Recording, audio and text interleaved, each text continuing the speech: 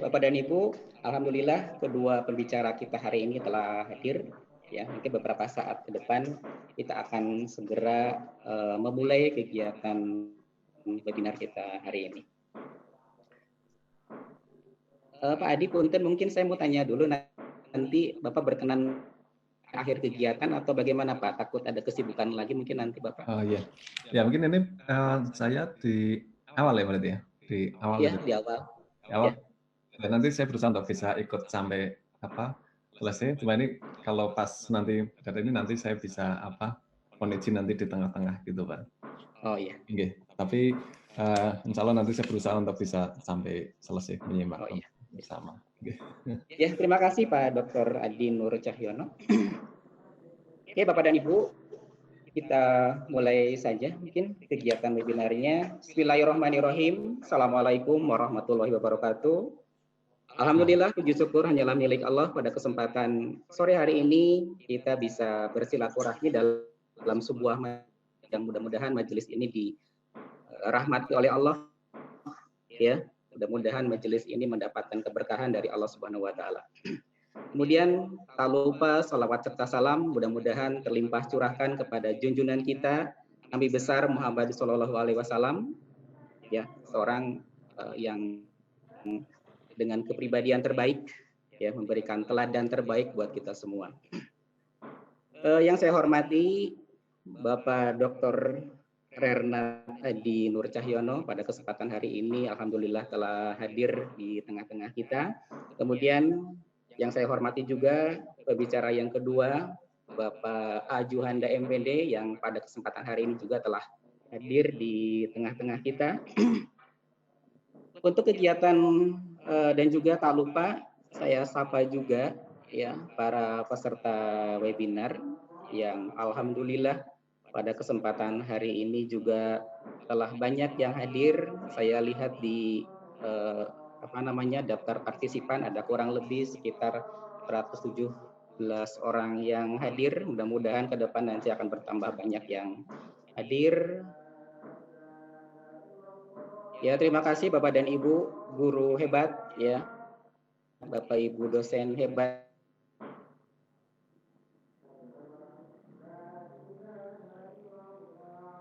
yang pada kesempatan sore hari ini kita akan membicarakan tema ya terkait dengan media pembelajaran ya. Ada dua pembicara, nanti pembicara yang pertama akan berbicara terkait dengan pengembangan media berbasis Android ya. Bagaimana mengembangkan media berbasis Android. Kemudian pembicara kedua nanti akan berbicara terkait dengan salah satu pemanfaatan media berupa ladogam. Oke, untuk mempersingkat waktu Bapak dan Ibu, ya mungkin kita langsung saja untuk kegiatan webinar sesi yang pertama. Ya, tapi sebelumnya saya akan sampaikan peraturan ya terkait dengan kegiatan webinar kita hari ini. Sebetulnya terkait dengan peraturan ini sama saja ya Bapak dan Ibu juga sudah terbiasa mengikuti kegiatan webinar ya. Kita menggunakan Zoom webinar ya. Jadi Bapak dan Ibu tidak bisa melihat peserta yang lain, tapi Bapak dan Ibu bisa nanti memanfaatkan menu atau kolom Q&A dan juga chat untuk saling menyapa untuk bertanya ya. Jadi kami persilakan mungkin kepada Bapak dan Ibu kalau misalkan ingin menyapa dan lain sebagainya, tapi dalam batasan-batasan yang memang diperkenankan ya, tidak saling menyinggung dan lain sebagainya. Itu mungkin peraturan untuk kegiatan webinar kita hari ini ya.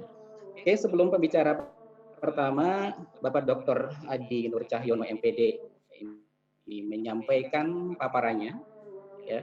Saya akan sampaikan terlebih dahulu kurikulum vitae beliau.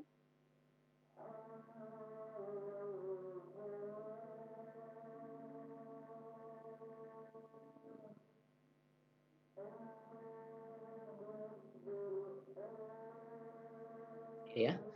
Bapak dan Ibu, ini adalah kurikulum vitae beliau Ya, beliau adalah nama di sini Dr. Renat Adin Nur Cahyono MPD. Beliau adalah dosen, ya salah satu dosen program studi pendidikan matematika Universitas Negeri Semarang. Kemudian ini adalah riwayat pendidikan beliau, S1 dan S2-nya beliau tempuh di Universitas Negeri Semarang, kemudian S3-nya, ini luar biasa ya Bapak dan Ibu, beliau tempuh di salah satu universitas di Jerman, Universitas Frankfurt yang ada di Jerman. Kemudian ini adalah kepakaran beliau Bapak dan Ibu, ya bisa Bapak Ibu lihat dari tema atau tesis riset yang beliau garap, ya semuanya ya kalau kita perhatikan di sini terkait dengan pendidikan matematika dan juga pemanfaatan AIS dalam pendidikan, ya di dalam pendidikan matematika khususnya. Bisa mungkin Bapak dan Ibu ya di YouTube sudah banyak video-video beliau yang beliau unggah terkait dengan media pembelajaran. Kemudian pengalaman beliau sebagai dosen, sebagai praktisi, ya sebagai peneliti juga sudah cukup banyak sekali di sini. Ya, tidak bisa, mohon maaf Pak Adi, mungkin tidak bisa disebutkan satu persatu, tapi bisa Bapak Ibu lihat di sini riset-riset beliau cukup banyak sekali yang sudah diterbitkan di jurnal nasional dan juga internasional. Ya, jadi kalau kita perhatikan di sini paper, artikel atau jurnal yang beliau publikasikan mengisyaratkan kepakaran beliau ya terkait dengan pendidikan matematika dan juga pengembangan media berbasis ICT. Ya. Ya, cukup banyak sekali Bapak dan Ibu ya track record beliau. Oke, itu mungkin Bapak dan Ibu ya terkait dengan kurikulum vitae beliau. Ya, Insya Allah nanti Pak Adi, Pak Dr. Renat Adin Nur Cahyono ini akan berbicara ya tentang bagaimana pengembangan media berbasis Android ya. Mudah-mudahan apa yang nanti dipaparkan oleh beliau bisa diambil hikmahnya, pelajarannya oleh Bapak dan Ibu dan juga para dosen yang pada kesempatan ini telah menyempatkan hadir dalam kegiatan webinar kita hari ini. Oke, untuk mempersingkat waktu mungkin saya serahkan untuk selanjutnya kepada Pak Dr. Renat Adi Nur Cahyono untuk memaparkan materinya ya kepada Pak Adi. Kami beri waktu kurang lebih 40 menit ya Pak Adi untuk memaparkan paparannya, presentasinya. Dipersilahkan mungkin langsung saja saya serahkan ke Pak Adi. Mangga Pak Adi, silakan Pak Adi. Oke, baik, terima kasih.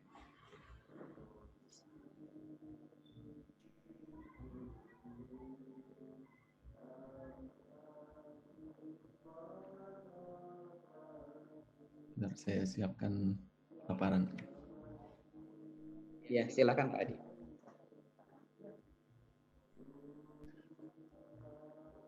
Baik, terima kasih. Bismillahirrahmanirrahim. Assalamualaikum warahmatullahi wabarakatuh. Terima kasih Bapak Stiono dan yang saya hormati Bapak AA Juhanda ya, dan juga Bapak Ibu pimpinan program studi ya Pak ya, program studi pendidikan biologi ya Pak ya, biologi Universitas Muhammadiyah Sukabumi ya, dan juga Bapak Ibu dosen dan juga Bapak Ibu peserta webinar pada sore hari ini. Alhamdulillah bisa bertemu bersilaturahmi di sore hari ini walaupun secara online ya Bapak Ibu, dan ya ini kalau Universitas Muhammadiyah bilang dulu juga di Jerman aktif di Muhammadiyah cabang Jerman ya. Jadi mungkin barangkali juga terhubung dengan teman-teman di Universitas Muhammadiyah Sukabumi juga mungkin dari grup yang ada di Muhammadiyah Jerman ya. Jadi alhamdulillah bisa menambah saudara di sini. Dan ya baik, terima kasih, senang sekali bisa bergabung walaupun ini saya dari matematika dan Bapak Ibu mungkin di sini sebagian besar atau mungkin bahkan semuanya dari biologi ya Bapak Ibu. Tapi setidaknya mungkin ada beberapa hal yang mungkin bisa kita sharing, kita saling bertukar. Mungkin ada hal yang ada di pendidikan biologi yang bisa saya pelajari, dan juga sebaliknya mungkin ada hal yang mungkin bisa saya bagikan untuk kita bersama sore hari ini. Baik, langsung saja, mungkin sesuai dengan topik yang diminta, saya menyampaikan berkaitan dengan walaupun ini ada matematika, tapi secara umum ini mungkin bagaimana pengembangan di tentang media pembelajaran, dan fokus saya konsentrasinya pada mobile apps, penggunaan mobile aplikasi smartphone, dan saya khususkan lagi pada penggunaan mobile apps di luar ruangan. Jadi Bapak Ibu, jadi media pembelajaran itu luas, kemudian saya persempit di mobile apps, dan mobile apps saya persempit lagi untuk pembelajaran di luar ruangan, dan itu menjadi spesifikasi konsentrasi kajian saya. Dan mungkin kondisi saat ini itu menjadi sedikit kendala ketika saya mencoba untuk menyampaikan memberikan pengembangan terkait dengan pembelajaran matematika di luar ruangan, dan sementara ini kita diminta untuk lebih banyak berada di rumah gitu. Jadi ini tentu saja akan memberikan suatu inovasi gitu ya dalam pengembangan kami. Baik, langsung saja di sini perkenalkan, saya Adi Nur Cahyono, tadi sudah disampaikan, dan ini kami punya project namanya MathCityMap ya. Jadi barangkali mungkin nanti setelah ini akan kita kembangkan bukan hanya MathCityMap tapi juga Math and BioCityMap, itu juga sangat mungkin. Jadi mungkin bagaimana biologi dipelajari di taman-taman misalnya dengan menggunakan aplikasi ini bisa kita kolaborasi barangkali Bapak Ibu. Baik, ini sebagai gambaran ini saya awali dengan ada dalam video ini kita ingin menunjukkan kepada Anda bagaimana aplikasi smartphone MathCityMap bekerja. Pertama-tama, Anda dapat memilih jejak matematika di kota Anda. Dalam contoh ini kita berada di Frankfurt, dan dengan pencarian jejak kita mencari sebuah jejak di Bockenheim. Kita menemukan lokasi tugas melalui GPS. Jadi aplikasi ini menunjukkan lokasi kita sendiri dan lokasi tugas yang ditunjukkan dengan pin biru. Ketika kita menemukan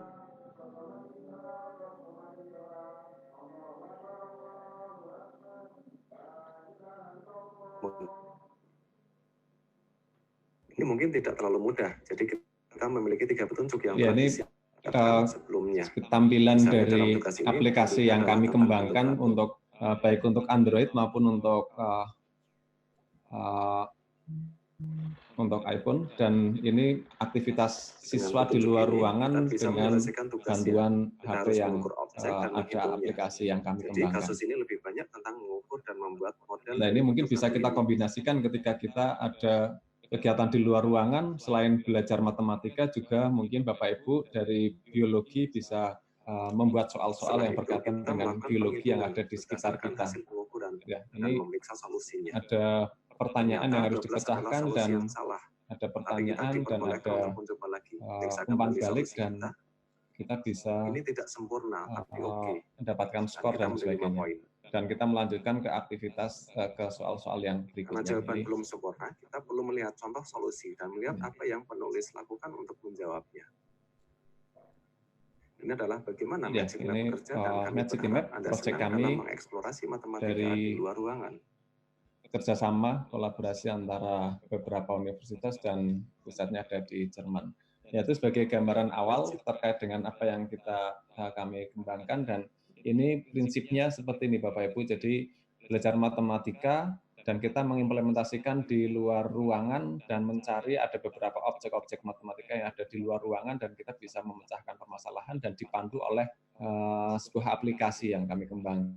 Jadi di sini kalau kita lihat di sekitar kita banyak hal yang bisa kita gunakan sebagai sumber untuk belajar. Apalagi biologi, pasti hampir di setiap sudut ada sumber-sumber belajar biologi. Dan ini yang kami angkat adalah untuk yang berkaitan dengan matematika. Dan ini kalau ini yang saya berikan lingkaran-lingkaran ini pusat fokus-fokus kajian. Jadi kami berlima dalam satu tim. Ini masing-masing punya, walaupun temanya sama, jadi dalam kajian kebetulan kami waktu di Frankfurt ada satu tim dan timnya sama-sama penelitiannya tentang MedCityMap atau tadi menggunakan aplikasi HP, tapi fokus kajiannya berbeda-beda. Jadi ada teman saya dari matematika yang membahas tentang bagaimana soal yang bagus, bagaimana matematika di permasalahan matematika yang bagus untuk didikan. Kemudian ada yang fokus pada bagaimana pengembangan medianya, dan juga ada yang bagaimana aktivitas siswa itu sebaiknya di luar ruangan seperti apa, yaitu punya fokus yang berbeda-beda walaupun dalam satu tim, gitu. Jadi seperti itu.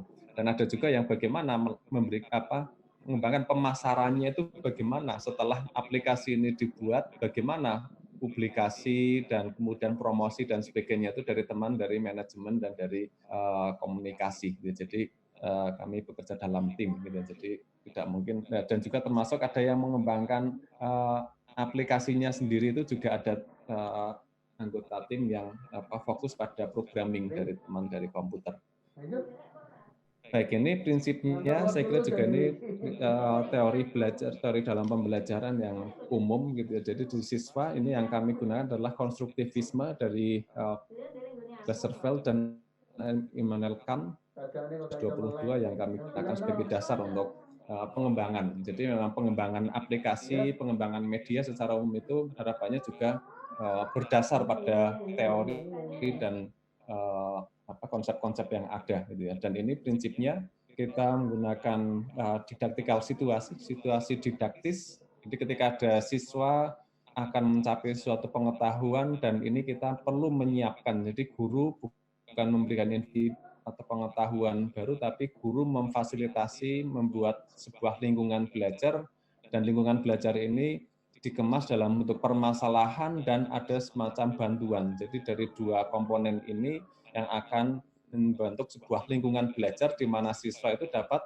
masuk ke dalam lingkungan ini dan akan mendapatkan suatu pengetahuan baru. Tentu saja ini ada peran dari guru di sini, tapi guru di sini bukan berperan untuk memberikan pengetahuan, tapi memfasilitasi.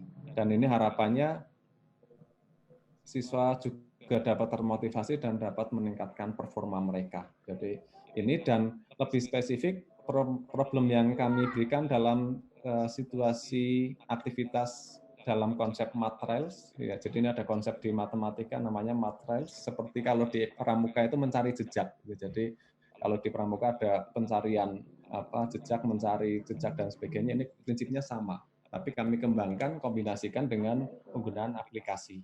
Ini medianya di sini.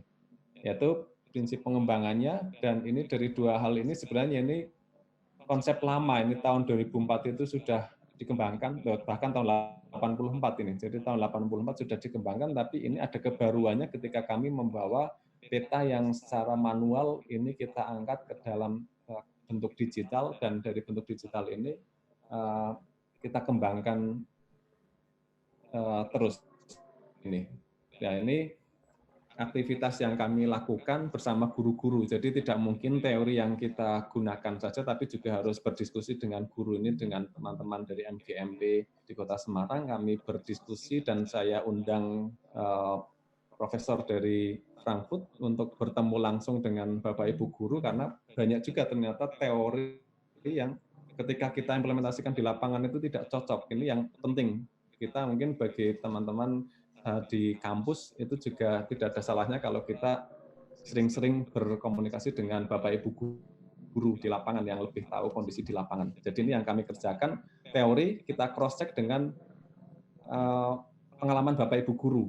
Ya, kami belajar dari Bapak Ibu guru. Teorinya seperti ini, ternyata dalam di lapangan tidak cocok. Jadi ada suatu hal yang perlu kita sinkronkan antara teori dan aktivitas di lapangan. Itu pentingnya kita sering-sering berkolaborasi, dan kemudian setelah kita berdiskusi ada banyak hal yang konsep dari Frankfurt kami bawa ke Indonesia, ternyata banyak hal yang harus kita ubah sesuaikan dengan kondisi khususnya di Indonesia.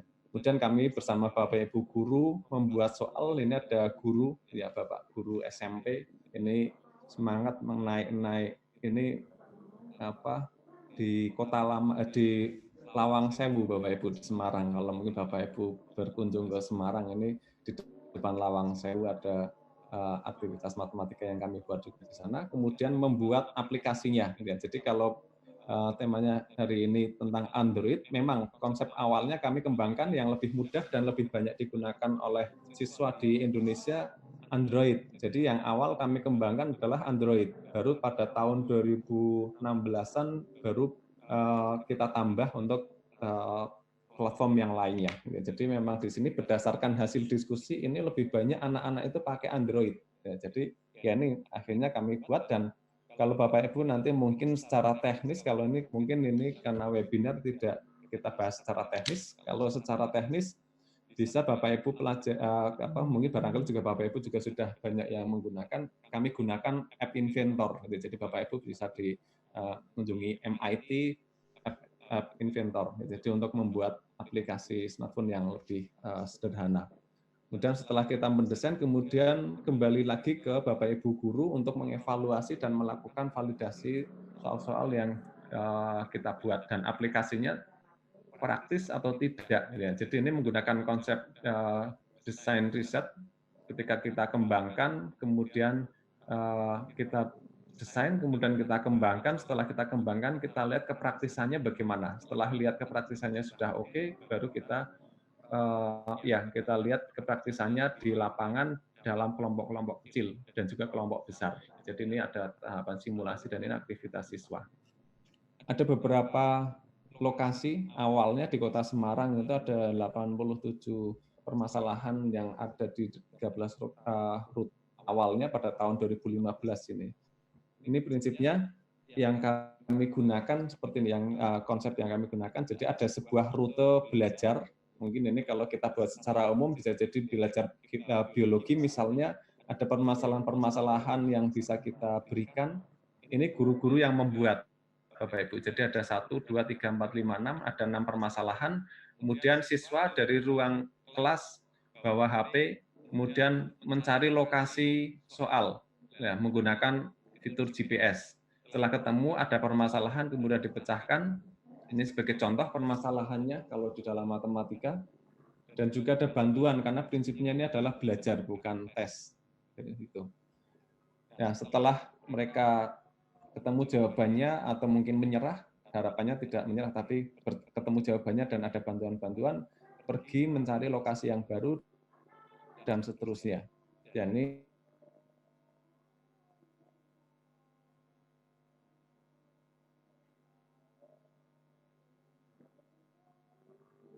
jadi di samping belajar matematika juga siswa juga belajar tentang ini di Kota Lama, Kota Semarang, apa itu Kota Lama dan ini dibangun kapan dan sebagainya. Ini ada informasi yang kami berikan supaya siswa juga, karena ini pengalaman siswa ketika saya tanya polder Semarang di depan stasiun itu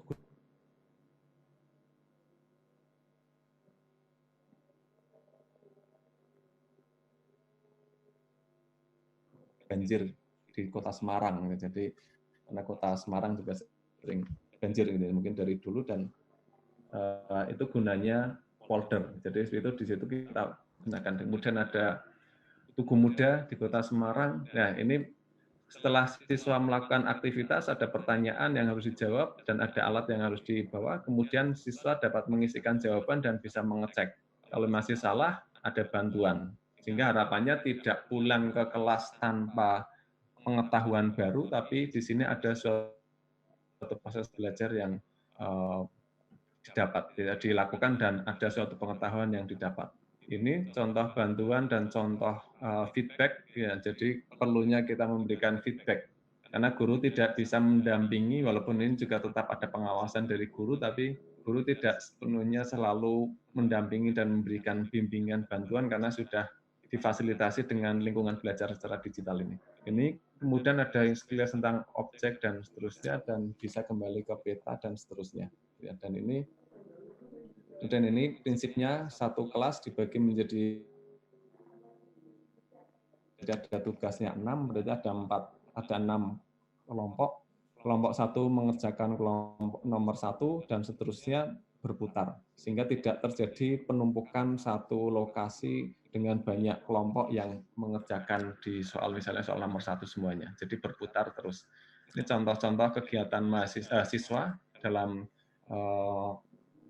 belajar, mencari lokasi, menyelesaikan, dan ini menariknya ada kerjasama antara siswa satu dengan yang lainnya. Ini yang terjadi dalam proses pembelajaran. Ada sekolah yang mengimplementasikan di luar ruang, di luar sekolah.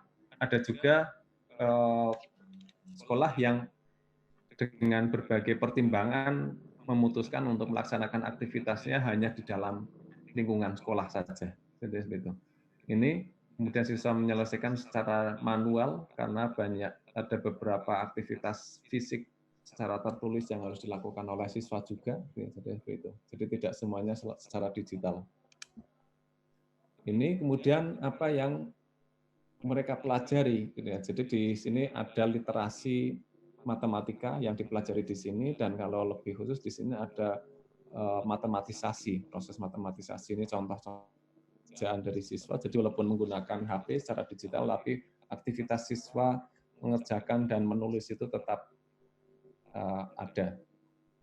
Ini contoh pekerjaan. Masing-masing siswa mempunyai cara yang berbeda-beda, masing-masing kelompok. Ini cara kelompok pertama, ini kelompok yang lainnya punya cara yang berbeda-beda, dan kami terima semuanya karena pada sistem di sini siswa yang mengkonstruk pengetahuan, pengetahuan baru, informasi baru, dan berdasarkan pada pengalaman sebelumnya. Yang sebelumnya tahunya tentang luas daerah segitiga, maka di sini menggunakan pendekatannya dengan segitiga, misalnya. Kalau yang sebelumnya ingatnya trapesium, kemudian jajar genjang misalnya, atau mungkin ada persegi panjang, ada segitiga, siku-siku dan sebagainya, itu mempunyai cara yang berbeda-beda. Walaupun permasalahannya sama. Ini seperti tadi tentang pintu air dalam polder Semarang, dan ini ada informasinya dan ada pertanyaannya. Andaikan kondisi Kota Semarang dalam keadaan darurat, apa yang harus dilakukan dan sebagainya. Ini kan ada suatu pemahaman tentang kebencanaan di sini. Ini yang dikerjakan oleh siswa melalui proses pemahaman, memahami permasalahan, mengidentifikasi, kemudian mentransformasi, kemudian menyelesaikan permasalahan dan menginterpretasikan dalam sebuah solusi. Ini adalah proses matematisasi kalau di dalam matematika, dan ini adalah sesuai dengan apa yang dikembangkan oleh OECD yang mempunyai asesmen internasional PISA yang sering kita gunakan sebagai dasar untuk pengembangan. Berlanjut, setelah beberapa tahun dikembangkan, kemudian kami melihat adanya kebutuhan bahwa yang membuat soal itu bukan hanya tim, atau bukan hanya saya, bukan hanya tim saja, tapi guru-guru siapapun bisa menggunakan, bisa membuat juga. Nah, akhirnya kami kembangkan ada portal. Jadi portal ini tujuannya adalah Bapak Ibu guru siapapun yang registrasi membuat akun di sini bisa membuat soal untuk siswa-siswanya. Jadi ini dan bebas. Sampai saat ini sudah ada 5.000 user di seluruh di semua benua, di kurang lebih ada lebih dari 20 negara yang menggunakan dan aktif gitu ya, dan ini digunakan, dan artinya mereka tidak perlu beli dan sebagainya, tinggal pakai portal dan siswa menggunakan HP sudah bisa dipakai untuk kegiatan belajar di kelas. Ini ada pilihan untuk apakah ini gamification, menggunakan game, atau hanya untuk belajar biasa. Jadi ini pilihannya. Jadi ada satu lingkungan, kemudian guru atau siapapun membuat soal untuk disiapkan kepada siswa, dan nanti siswa diberikan kodenya, atau siswa kalau ini soalnya sudah layak dan bisa dipublish, maka tidak perlu pakai kode, sudah bisa diakses oleh siapapun. Bapak Ibu mungkin bisa mengunjungi medcitymap.eu untuk informasi lebih lanjut. Ini fiturnya, perkembangannya, kalau tadi menggunakan Android yang sederhana, kemudian ini dikembangkan, dan ini sudah ada beberapa soal-soal yang kami kembangkan, dan untuk App Store dan Google Play, dan sudah ada di beberapa bahasa, ya. Jadi tersedia di dalam berbagai bahasa yang kami kembangkan. Jadi seperti itu, gitu ya. Jadi kurang lebih ini mungkin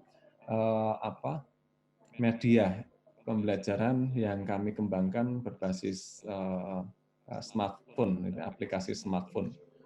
Ini kemudian ini gambarannya untuk pemanfaatannya, siapa saja yang sudah memanfaatkan itu bisa kita lacak. Gitu. Jadi ini beberapa rute-rute yang ada pada tahun ini, saya screenshot itu pada tahun 2017.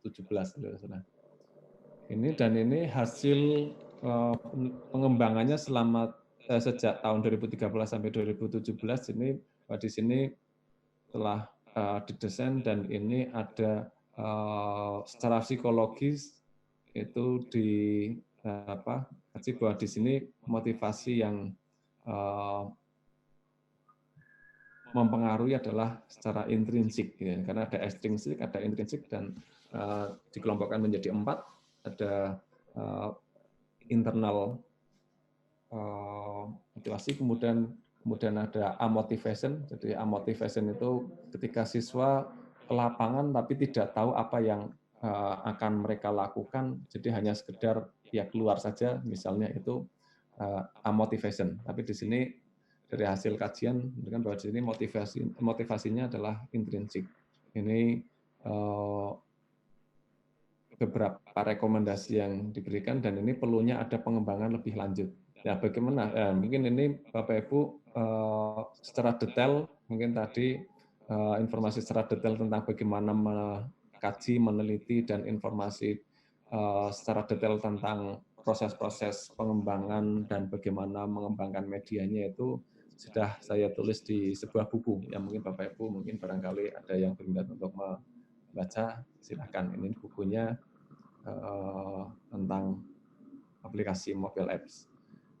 Ini di Indonesia ada beberapa media, jadi harapannya memang prinsip kami media yang dikembangkan, dan ini juga selalu yang kami tekankan pada mahasiswa yang sedang skripsi, bahwa media yang dikembangkan itu bukan hanya sekedar selesai, tutup sampai skripsi saja di perpustakaan, tapi harapannya setelah selesai itu siapa yang menggunakan, itu yang lebih penting. Jadi Bapak Ibu, jadi yang lebih penting adalah ketika kita mengembangkan media, setelah kita selesai mengembangkan, siapa yang pakai. Jadi kalau hanya sekedar berhasil dibuat tapi tidak ada yang pakai, ya itu mungkin kurang bermanfaat. Jadi bermanfaatannya itu ya mungkin termasuk juga kalau kita penelitian, saya juga selalu berpesan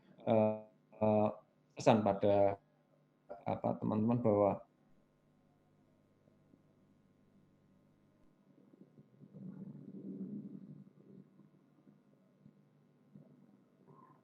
penting, tapi yang lebih penting adalah kebermanfaatannya menurut kami. Jadi seperti itu. Jadi ini pengembangannya, dan ini selalu kalau saya jalan-jalan ke beberapa tempat, mudah-mudahan nanti di waktu yang akan datang bisa silaturahmi, jalan-jalan ke Sukabumi, mungkin nanti bisa kita bertemu. Ini di Padang saya ketemu dengan teman-teman di UNP, bikin soal di sana. Jadi setiap saya singgah ke suatu tempat, saya tinggali satu lokasi, satu permasalahan ya Bapak Ibu. Saya datang selalu bawa masalah ya, jadi Bapak Ibu. Jadi masalah matematika. Jadi ini saya tanam di sana, titiknya, koordinatnya mana, dan di situ ada sebuah soal. Misalnya di sini ada rumah gadang, dan ini juga ada rumah gadang, apa itu rumah gadang, dan sebagainya. Itu di samping ada permasalahan matematika yang bisa kita diskusikan bersama. Kemudian di Taman Pintar Yogyakarta itu juga kami kerjasama dengan teman-teman di Universitas Dahlan. Jadi kerjasama dengan pemerintah kota Yogyakarta untuk menambah anjungan di Taman Pintar. Jadi alhamdulillah dari pengelola Taman Pintar memberikan kesempatan buat Magic Map untuk mengembangkan. Jadi di sini. Kemudian ini kaitkan dengan etnomatematika di Menara Kudus, di Kudus. Kemudian ini kemarin saya 24 hari tugas di Aceh. Saya pergi ke pulau, namanya Pulau Telaga 7, dan di sana saya naik perahu kecil, jadi nelayan sampai suatu pulau yang cukup jauh, dan di sana lagi-lagi saya bikin soal matematika. Jadi ada 6 soal di sini yang ada di rawa-rawa tentang mangrove. Saya memberikan informasi tentang mangrove kerjasama dengan teman biologi dari Universitas Samudra. Jadi mangrove apa dan sebagainya itu saya berikan informasi tentang mangrove, dan di dalamnya ada suatu permasalahan matematika di sana yang bisa dipecahkan terkait dengan penanaman mangrove dan apa tujuannya menanam mangrove dan sebagainya. Jadi ini ada suatu kolaborasi, jadi seperti itu. Ini di Aceh, kemudian ini ya mungkin ini beberapa kegiatan kami. Jadi ini dan juga ini di Australia juga kami kembangkan. Jadi kerjasama dengan teman-teman di Australia membuat beberapa permasalahan matematika di sana dan ini beberapa contohnya. Jadi Bapak Ibu ini permasalahannya kadang ya mungkin ada yang mengatakan kurang kerjaan gitu ya. Tapi harapannya ya permasalahan-permasalahan yang kita angkat tidak terlalu ya Bapak Ibu. Jadi ini tinggal naik mainan saja kok masih harus mikir soal ya. Jadi seperti itu. Tapi paling tidak ini ada suatu hal yang mungkin bisa kita kerjakan walaupun kita dalam suasana santai. Jadi seperti itu. Jadi ini permasalahan-permasalahannya lebih ke literasi matematika.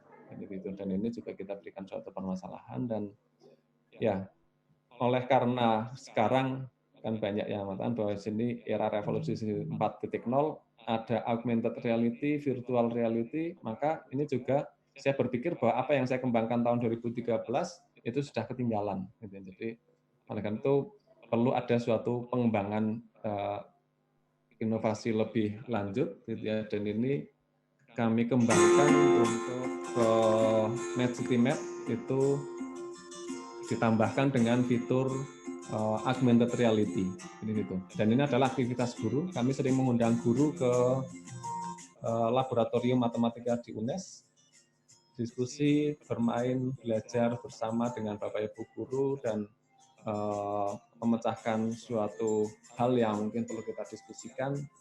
Dan ini di halaman kampus. Kemudian dari hasilnya kemudian kita masukkan dalam portal dan kita diskusikan bersama dan setelah itu kita terjun ke lapangan untuk kita implementasikan bersama siswa. Jadi dan ini adalah fitur augmented reality. Jadi siswa lebih mudah untuk memahami hal-hal yang abstrak dikaitkan dengan konsep-konsep yang real di lapangan dan dijembatani dengan augmented reality yang dikembangkan dalam MedCityMap ini. Jadi kami saat ini sampai ke pengembangan untuk augmented reality. Jadi ini di-scan, ada suatu objek, kemudian di-scan, dan itu nanti ketika objeknya dalam bentuk, misalnya dalam bentuk kerucut misalnya, maka nanti di situ akan ada objek, akan ada bangun ruang berbentuk kerucut dan sebagainya. Jadi ini dan untuk selanjutnya ini pun juga ketika kita ya ini mungkin Bapak Ibu mungkin bisa ini open, jadi bisa setidaknya mungkin bisa kita diskusikan bersama itu untuk bagaimana pengembangannya dan bagaimana untuk ya karena secara umum ini juga saya kira tidak hanya untuk matematika saja tapi ini bisa kita implementasikan di beberapa bidang ini dan ketika kita saat ini mulai Maret kurang lebih kita harus berada di rumah bukan harus tapi di rumah saja gitu. Jadi ini pun juga MedCityMap berkembang dan akhirnya yang MedCityMap itu dikembangkan untuk belajar matematika di luar ruangan, kami punya versi baru yaitu MedCityMap at home. Ya, jadi artinya di rumah saja, tapi siswa dapat memecahkan permasalahan-permasalahan yang diberikan oleh gurunya di luar ruangan. Mungkin mereka kangen dengan suasana Simpang 5 atau Tugu Muda, Bapak Ibu guru bisa membuat soal tentang Tugu Muda, Simpang 5, atau kampus di sekolahan, kemudian mereka bisa memecahkan dan bisa berkompetisi antara siswa satu dengan siswa yang lainnya seperti balapan, jadi seperti itu. Dan ini juga menarik kemarin diterapkan bersama siswa-siswa di sekolah, jadi walaupun di rumah, tapi mereka bisa saling berinteraksi dan bisa saling chatting dan berdiskusi.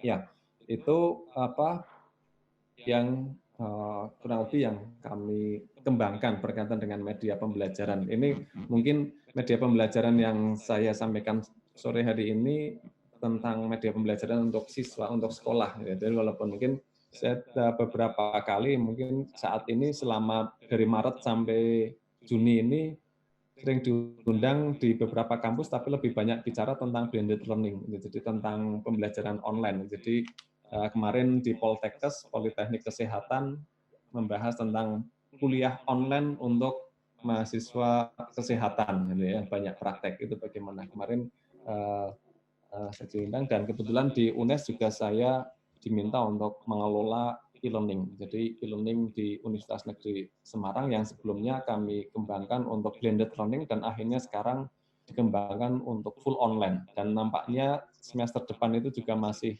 harus online, termasuk persiapan mahasiswa baru itu juga masih online nampaknya, seperti itu. Dan untuk kolaborasi dengan luar negeri juga kami kembangkan dengan online juga, jadi seperti itu. Jadi karena tidak mungkin untuk perjalanan ke luar untuk saat ini. Baik, saya kira sebenarnya seperti itu. Kalau mungkin nanti ada hal yang perlu didiskusikan, mungkin bisa kita diskusikan bersama. Dan ini adalah kontak saya. Barangkali nanti akan ada yang ingin berdiskusi lebih lanjut atau mungkin ada yang ingin berkolaborasi, dipersilahkan. Jadi saya kira seperti itu, dan terima kasih Pak Setiono. Mohon maaf kalau mungkin ada yang kurang berkenan. Baik, terima kasih. Saya kembalikan ke Pak Setiono. Terima kasih Pak Adi Nur Cahyono. Ya, luar biasa Bapak dan Ibu, ya, materinya. Ini sebetulnya Pak Adi ini berbicara tadi terkait dengan salah satu aplikasi mobile phone yang dikembangkan oleh Pak Dr. Renat Adi Nur Cahyono ini. Ini kontennya mungkin matematik Pak ya? Iya Pak, ini matematika hanya saja. Mungkin saat ini ya banyak yang kemarin di Sangiran itu ada yang membuat tentang sejarah, karena di situ di Museum Purbakala itu juga jadi kita saya buka ada yang upload soalnya tentang apa, tentang sejarah ya. Jadi gitu ya. Mungkin kami di biologi juga bisa mengupload yang konten biologi mungkin Pak di situ. Iya, jadi ke depan ini karena akan dikembangkan untuk ini bukan matematika tapi STEM, Pak. Jadi STEM di situ kemarin kebetulan harusnya minggu lalu saya diundang di Portugal untuk conference STEM. Jadi sudah siap, ternyata kondisinya tidak memungkinkan dan akhirnya ditunda. Tapi arahnya ke depan melebar ke STEM, jadi lebih juga termasuk sains juga. Jadi oke ya, terima kasih Pak Adi, sangat menginspirasi ya, materinya sungguh luar biasa. Ini menjadi challenge tentunya bagi Bapak dan Ibu untuk mengembangkan aplikasi yang serupa ya. Tadi kita lihat banyak kelebihan yang bisa kita ambil dari media tersebut ya. Belajarnya di rumah tapi siswa bisa menjelajah kemana-mana. Kemudian dengan aplikasi tersebut juga ya, dengan konten-konten yang dimasukkan di situ kita bisa mengajak peserta didik untuk bisa problem solving, memecahkan masalah dan lain sebagainya. Jadi standar prosesnya masih tetap terjaga ya, walaupun kita belajar dari rumah. Oke, terima kasih Pak Adi sharing ilmunya.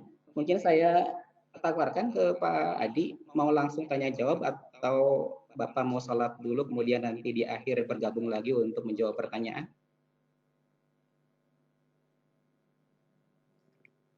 Suaranya Pak, oh, iya, suaranya. Mungkin bisa langsung tanya jawab juga bisa Pak, mumpung mungkin masih apa, biar lanjut itu saja mungkin. Oh iya, boleh Pak, terima kasih. Oke Bapak dan Ibu yang ingin bertanya mungkin bisa memanfaatkan kolom Q&A yang ada di bawah, atau mungkin tim pertanyaan sudah menyiapkan sejumlah pertanyaan untuk Pak Adi. Alhamdulillah di sini pesertanya semakin banyak Pak yang hadir, ada kurang lebih 230 yang hadir. Beragam yang hadir, ada dari kalangan dosen. Ya, terima kasih.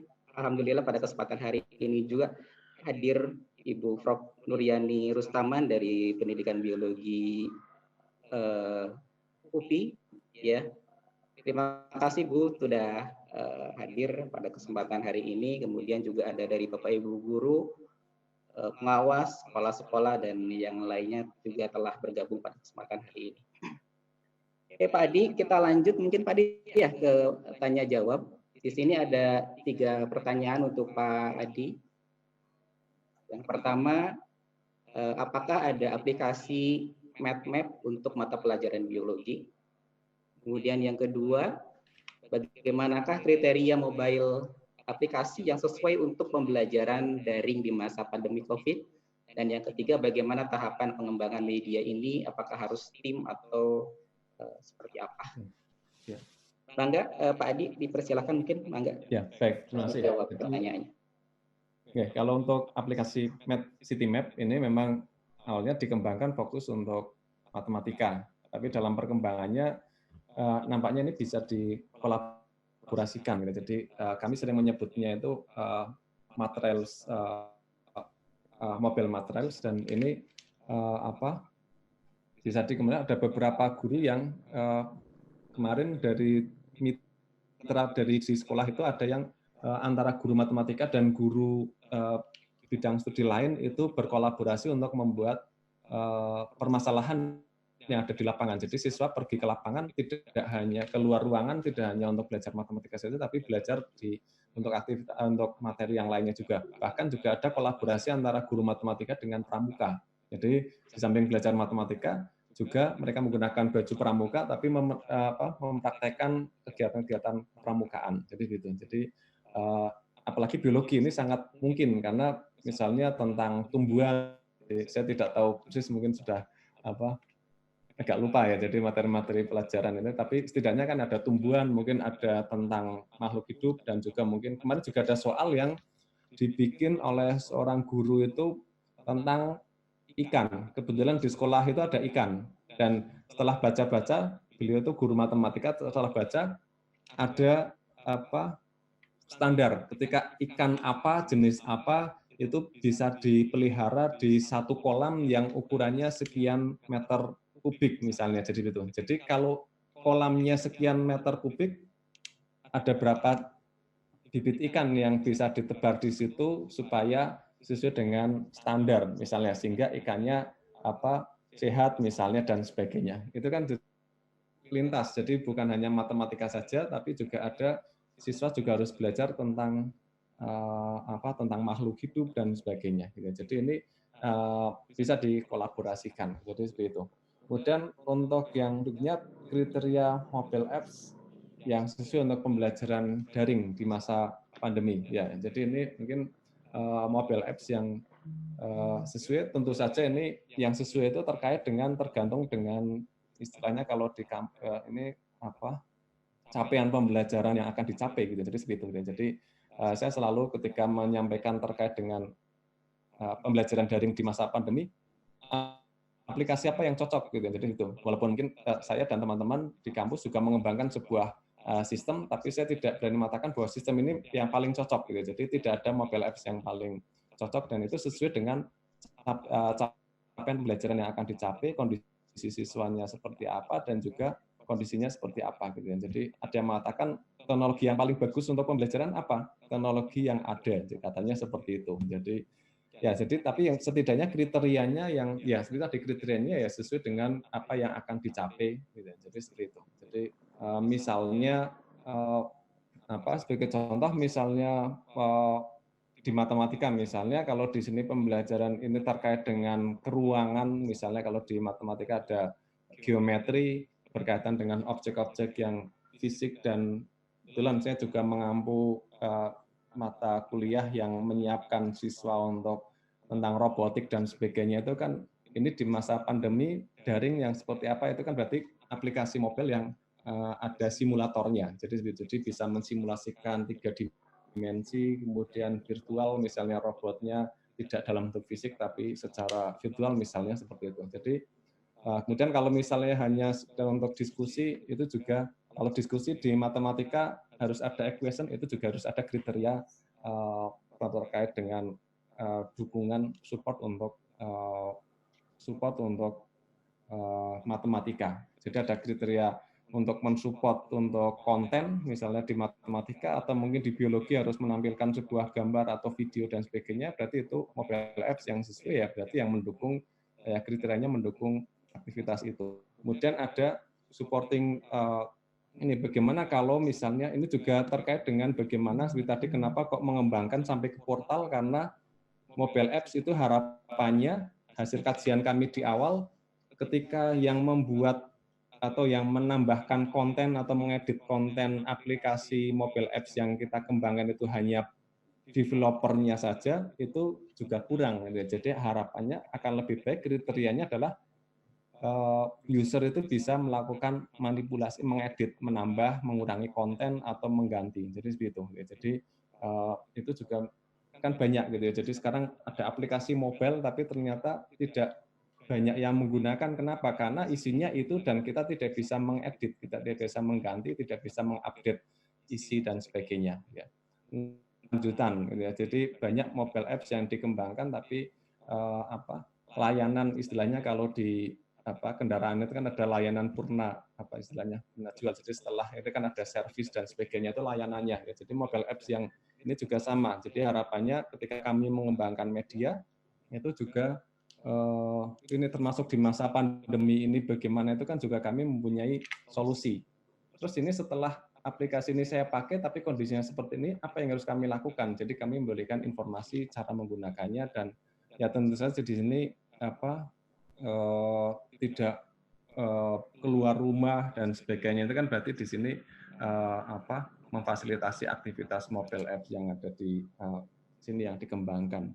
Kemudian ke depan kalau misalnya di sini mobile apps, saya kira kalau mobile apps itu kan bisa digunakan sendiri-sendiri. Saya kira kan kalau masa pandemi ini kan tidak diharapkan tidak terlalu banyak bertukar alat dan sebagainya. Itu kan jadi di sini saya kira juga sangat mungkin gitu. Jadi segitu. Jadi kurang lebih ada beberapa kriteria secara umum pengembangan untuk mobile app. Dan pengembangan media apakah harus tim dengan orang IT? Ya kalau misalnya bisa mengembangkan sendiri itu bagus. Tapi kalau ini juga kebetulan kalau di tempat saya, kalau saya memang dulu awalnya saya mengembangkan sendiri. Jadi saya punya ide tentang media pembelajaran matematika dan saya bikin programnya sendiri. Karena pada waktu itu programmernya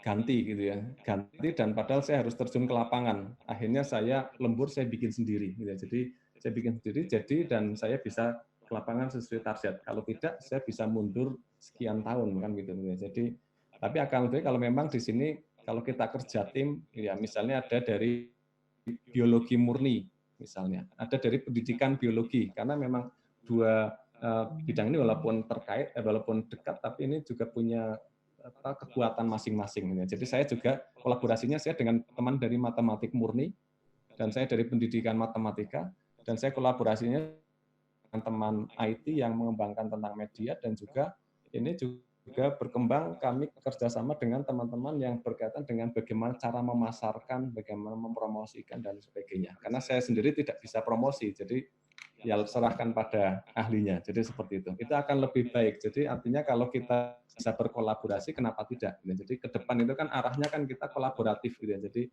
kalau 4C dan sekarang 6C itu kan salah satu kan ada kolaboratif gitu ya. Jadi itu kan juga lintas prodi, lintas bidang itu kan apalagi sekarang kan ada Merdeka Belajar ya Pak. Ya, jadi kampus Merdeka, Merdeka Belajar, mahasiswa kita bisa mengambil mata kuliah di prodi lain dan kita bisa menerima mahasiswa dari prodi yang berbeda dan sebagainya. Itu kan juga ini karena kita perlu ada kolaborasi. Ya, jadi dari situ harapannya, tapi tidak menutup kemungkinan kalau saya bikin konsep sendiri, bikin soal matematika sendiri misalnya, kemudian saya bikin aplikasi sendiri, dan sebagainya itu juga tidak menutup kemungkinan. Tapi kalau bisa kolaborasi dan itu lebih optimal, kenapa tidak? Jadi seperti itu. Jadi aplikasi dasar yang dibutuhkan untuk pengembangan media. Ini untuk pengembangan media ini kalau MedCityMap di awal itu saya kembangkan itu menggunakan program Bapak Ibu bisa mencari, saya ketik di sini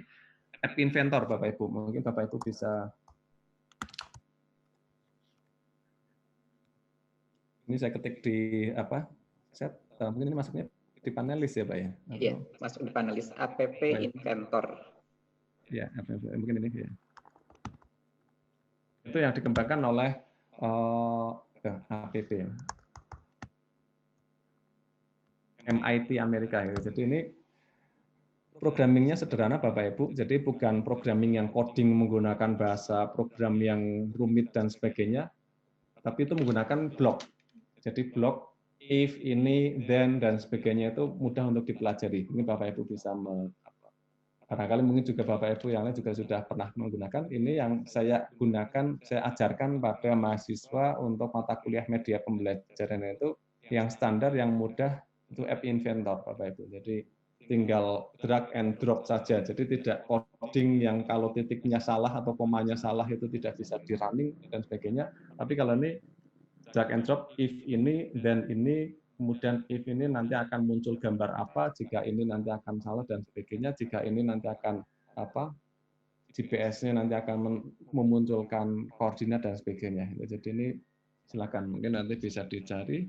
Ya, saya kira itu. Kemudian kalau mau dikembangkan lebih lanjut, kalau terkait dengan sudah masuk ke augmented reality, seperti tadi virtual reality, itu menggunakan aplikasi yang lainnya, ada Blender, kemudian yang lainnya, itu mungkin bisa kita kombinasikan. Jadi seperti itu. Jadi pakai Unity, gitu ya Bapak Ibu.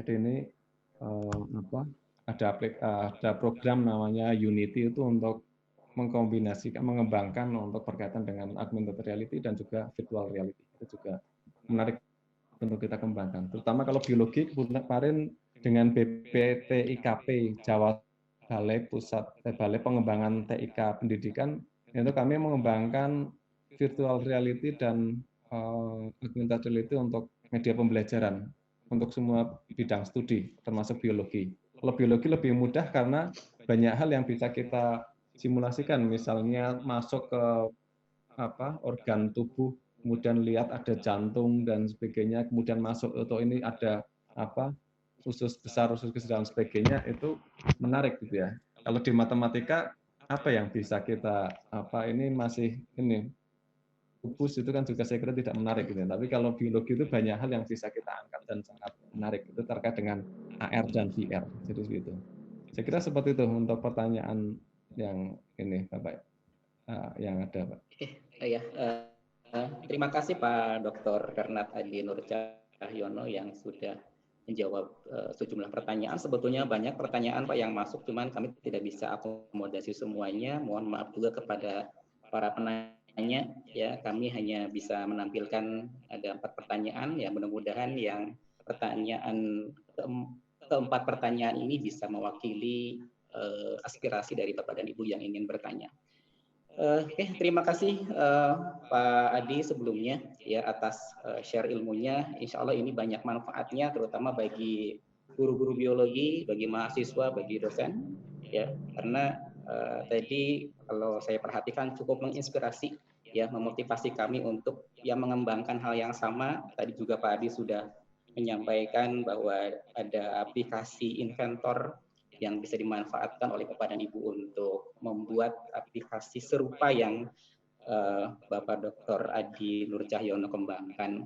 Terima kasih Pak Adi sekali lagi atas share ilmunya. Mudah-mudahan tambah berkah ilmunya, ya, kemudian selalu sehat dan dilancarkan semua urusannya. Amin. Terima kasih. Terima kasih Pak Adi. Barangkali kalau misalkan Pak Adi ingin keluar dulu dari room, ingin sholat dulu, dipersilakan dan kami tunggu mungkin bergabung nanti di akhir sesi. Ya, barangkali nanti ada sesuatu hal yang ingin disampaikan oleh Pak Adi. Ya, terima kasih Pak Adi sekali lagi ya atas share ilmunya. Oke, Bapak dan Ibu, untuk sesi selanjutnya ya masih berbicara terkait dengan media pembelajaran ya Bapak dan Ibu.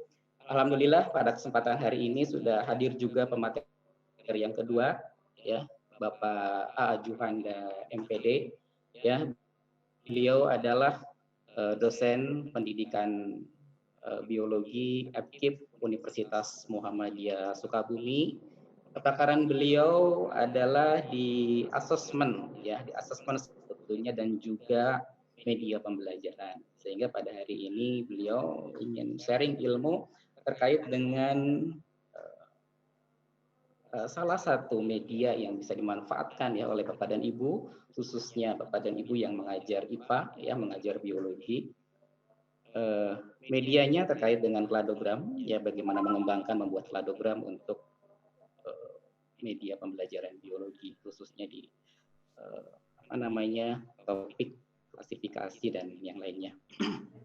Ya, sebelum beliau memaparkan materi, mungkin akan saya perkenalkan lebih jauh ya terkait dengan Pak Juhanda ini. Saya akan share screen terkait dengan kurikulum vitae beliau.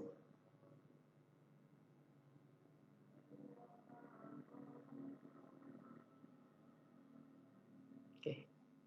Bapak dan Ibu, ini adalah kurikulum vitae beliau ya, nama lengkap A.A. Juhanda MPD. Beliau adalah dosen pendidikan biologi FKIP Universitas Muhammadiyah Sukabumi. Ini riwayat pendidikannya Bapak dan Ibu ya, S1, S2-nya di UPI ya, di jurusan pendidikan biologi. Kemudian alhamdulillah pada kesempatan hari ini beliau juga sedang menempuh studi lanjut ya, sedang mengerjakan tugas akhir. Kita doakan beliau secepatnya menyelesaikan studinya di Universitas Pendidikan Indonesia, mengambil program studi pendidikan IPA. Kemudian ini adalah pengalaman beliau dalam hal penelitian. Kemudian ini adalah jurnal-jurnal, artikel, yang pernah dipublikasikan beliau. Kalau kita perhatikan Bapak dan Ibu, semuanya hampir terkait dengan asesmen, dengan pembelajaran biologi dan juga media pembelajaran. Oke, itu barangkali Bapak dan Ibu ya terkait dengan kurikulum vitae Pak Juhanda. Untuk mempersingkat waktu, mungkin saya persilahkan langsung kepada Pak A. Juhanda MPD untuk menyampaikan presentasinya, ya, menyampaikan materinya tentang kladogram sebagai salah satu media pembelajaran. Mangga Pak. Baik, terima kasih Pak Setiono. 40 menit panggilan Pak. Ya, 40 baik. menit waktunya Pak, mangga. Silakan. Baik, Assalamualaikum warahmatullahi wabarakatuh. Terima kasih banyak Pak Setiono atas waktu yang diberikannya. Pada kesempatan kali ini pertama kali saya ucapkan terima kasih banyak kepada Profesor Dr. Ibu Nuryani Rustaman MPD yang bersedia hadir menyimak acara webinar yang kami laksanakan. Dan juga kepada para peserta webinar, terima kasih banyak teman-teman S2 ataupun kolega yang bersedia menyempatkan waktu untuk menyimak pemaparan dari webinar kali ini. Baik, di sini insya Allah saya akan menjelaskan mengenai kladogram, implementasi kladogram di dalam pembelajaran biologi. Mohon maaf, di sini saya sendiri masih belajar, jadi kalau seandainya ada yang tidak tepat, mohon dimaafkan. Oke.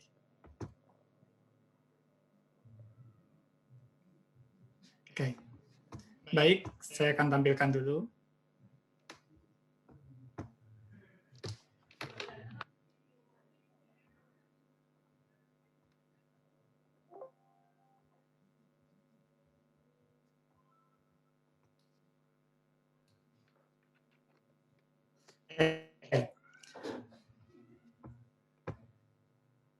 Nah, pada kesempatan kali ini, insya Allah saya akan menjelaskan mengenai implementasi kladogram dalam pembelajaran biologi.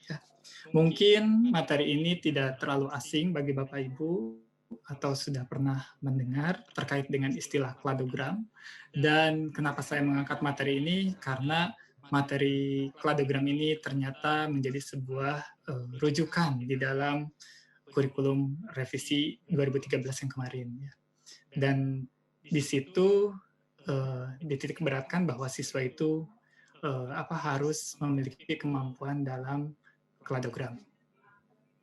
Nah, terlepas dari latar belakang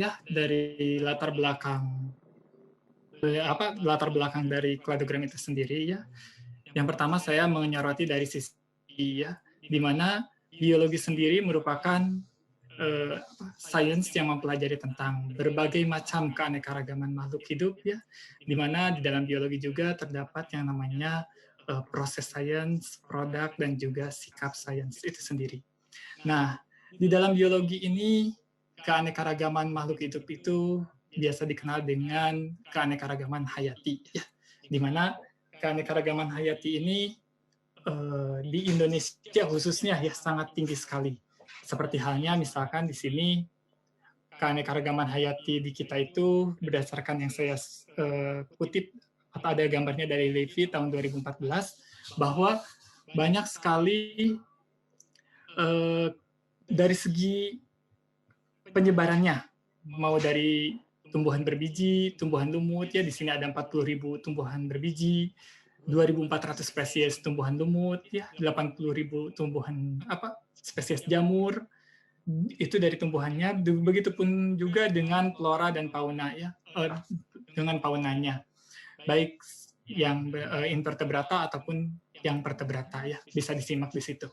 Nah, dengan beraneka-ragamnya keanekaragaman hayati yang tinggi, khususnya di negara kita ataupun di dunia, ya, maka diperlukan yang namanya proses klasifikasi untuk mengenalinya. Kenapa? Karena di dalam klasifikasi itu setiap spesies dari keanekaragaman hayati tersebut bisa dikelompokkan ke dalam kelas-kelasnya tersendiri gitu. Nah, di sini tujuan klasifikasi itu diantaranya yaitu untuk menyederhanakan objek kajian yang seperti Bapak Ibu lihat ya di sini sangat tinggi sekali. Jadi ini berkerabat dengan siapa, dan juga dari klasifikasi juga bisa melihat yang namanya hubungan kekerabatan. Nah, klasifikasi ini tidak terlepas dari yang namanya taksonomi dan sistematik ya. Nah, taksonomi ini kajian yang mempelajari tentang kelompok atau takson suatu makhluk hidup ya. Kemudian sistematis itu mempelajari tentang keberagaman ya, atau hubungan filogenetik dari hubungan kekerabatan dari spesies-spesies tersebut. Nah, di dalam proses klasifikasi ini sendiri ya, menurut Ibu Rustaman bisa melatihkan yang namanya kemampuan reasoning atau bernalar ya. Nah, seperti Bapak Ibu ketahui bahwa penalaran ini penting ya dimiliki oleh siswa, dan di biologi menjadi topik yang boleh sedang dikaji lebih lanjut mengenai reasoning itu sendiri. Oke. Baik, di dalam klasifikasi ini juga terdapat di dalam kurikulum 2013 ya, di mana dapat dipelajarinya itu di dalam kelas 10 atau materi kelas SMA ya, kelas 1. Pada poin 3.3 diantaranya yaitu siswa itu bisa menjelaskan prinsip-prinsip klasifikasi makhluk hidup di dalam 5 kingdom. Nah, kemudian di sini capaian yang diharapkan dari kompetensi inti ini yaitu siswa itu bisa menyusun kladogram berdasarkan prinsip-prinsip dari klasifikasi makhluk hidup itu sendiri. Nah, maka dari situlah kladogram dimunculkan di dalam kurikulum ya, dan dianggap penting bagi siswa untuk dikuasai. Oke, baik Bapak Ibu sekalian, apa itu kladogram ya? Terlebih dahulu saya akan membahas kladogram itu apa ya. Kladogram itu merupakan diagram seperti di sini ditampilkan, bahwa ada diagram, di sini ada gambar mengenai orang utan, kemudian gorila, kemudian simpanse, dan juga manusia. Nah, di dalam kladogram ini biasanya diagram ini digunakan itu dalam kladistik, yang mana kladistik ini untuk menunjukkan hubungan kekerabatan antar organisme atau hubungan kekerabatan di antara organisme antara yang satu dengan yang lainnya. Nah, di sini di gambar Bapak Ibu yang ada di layar monitor, bisa dilihat bahwa apakah kita berkerabat dekat dengan yang namanya orang utan, ataukah lebih dekat dengan simpanse, ataukah lebih dekat dengan gorila. Nah, hubungan kekerabatan-kekerabatan tersebut sehingga muncul dalam sebuah grafik atau diagram, itu dikenal dengan istilah kladogram. Di sini, kladogram itu sendiri merupakan salah satu metode dalam klasifikasi numerik atau taksimetri biasa dikenal ya. Di mana ada beberapa ahli yang mengatakan mengenai klasifikasi numerik itu sendiri. Di sini klasifikasi numerik itu sendiri menurut Singh 1999 dikatakan bahwa klasifikasi numerik itu merupakan sistematika yang memiliki tujuan untuk mengembangkan klasifikasi yang berdasarkan pada persamaan atau perbedaan kriteria serta metode yang dipergunakan untuk analisis data. Kemudian menurut Hardianto tahun 2007, klasifikasi numerik itu merupakan suatu metode evaluasi kuantitatif mengenai kesamaan dan kemiripan antar sifat antar golongan organisme dan juga penataan golongan-golongan melalui suatu analisis yang dikenal dengan analisis kelompok atau cluster analisis. Dan menurut Hidayat tahun 2017 dikatakan bahwa klasifikasi numerik ini merupakan sistem pengelompokan makhluk hidup dengan menggunakan algoritma numerik atau angka-angka ya dari unit taksonomi yang diuji berdasarkan karakter-karakter yang diamati. Nah, itu mungkin beberapa definisi dari klasifikasi numerik. Apa sih tujuan dari taksonomi numerik ini? Nah, di sini ada dua tujuan dari taksonomi numerik ini yang diungkapkan oleh ahli, di antaranya yaitu sebagai petunjuk hubungan kekerabatan suatu kelompok organisme. Yang kedua juga, di sini tujuannya adalah untuk menentukan jauh dekatnya suatu hubungan kekerabatan antar takson atau kelompok secara kuantitatif dengan analisis cluster atau analisis kelompok. Nah, jadi nanti satu kelompok, kelompok A, kelompok B itu akan dianalisis kesamaannya dan apabila misalkan lebih banyak persamaannya, oh berarti kekerabatannya semakin dekat. Dan sebaliknya, apabila misalkan perbedaan banyak, persamaannya sedikit, maka kekerabatannya spesies tersebut jauh. Baik, di sini saya akan jelaskan mengenai metode klasifikasi numerik. Nah, metode klasifikasi numerik ini ada dua jenis, Bapak Ibu. Yang pertama ada dikenal dengan istilah metode penetik, yang kedua dikenal dengan istilah metode kladistik. Kalau metode penetik, ini lebih menekankan pengelompokan organisme tersebut berdasarkan kesamaan yang menyeluruh atau overall similarity. Jadi misalkan spesies A dengan spesies B, apa itu kesamaannya, kemudian dicatat, nanti akan dibuat dalam bentuk sebuah penogram. Nah, penogram ini lebih menekankan kepada hubungan kekerabatan ya antara spesies A dengan spesies B tersebut. Kemudian, kalau kladistik ini adalah metode klasifikasi numerik yang mana lebih menekankan pada pengelompokan sejarah evolusinya gitu dari taksa atau kelompok yang diuji. Nah, di sini hasil akhir dari kladistik ini berupa kladogram. Nah, bedanya kladogram dengan penogram, di kladogram ini selain memperhatikan kekerabatan, juga memperhatikan asal-usul nenek moyang atau leluhur. Jadi, di sini kladogram ini bisa mengetahui, oh, spesies ini leluhurnya siapa? Manakah spesies yang lebih primitif dan manakah spesies yang lebih modern. Gitu, seperti itu mungkin. Kalau di penogram belum bisa menentukan manakah spesies yang primitifnya, manakah spesies yang modernnya. Karena di dalam kladogram itu ada perubahan evolusi yang harus dihitung ya, yang menentukan apakah spesies tersebut itu lebih primitif atau lebih modern. Mungkin seperti itu Bapak Ibu. Oke. Nah, di sini ada beberapa macam topologi atau mengenai gambar visual pohon filogenetik. Di sini saya kutip dari Husson tahun 2007 ya. Jadi beberapa pohon filogenetik itu atau gambaran dari hubungan kekerabatan ini bisa ditampilkan dengan 4 cara. Yang pertama 4 bentuk maksudnya. Yang pertama bisa dalam bentuk sirkular. Sirkular itu jadi melingkar ya, di mana di pusatnya itu merupakan di pusat ini, di bagian tengahnya itu core-nya itu merupakan nenek moyangnya. Dan ini semakin ke sini berarti waktunya semakin lama gitu, semakin ke arah luar berarti waktunya semakin baru. Nah, kemudian ini ada radial atau bentuknya menjari ya, seperti jari.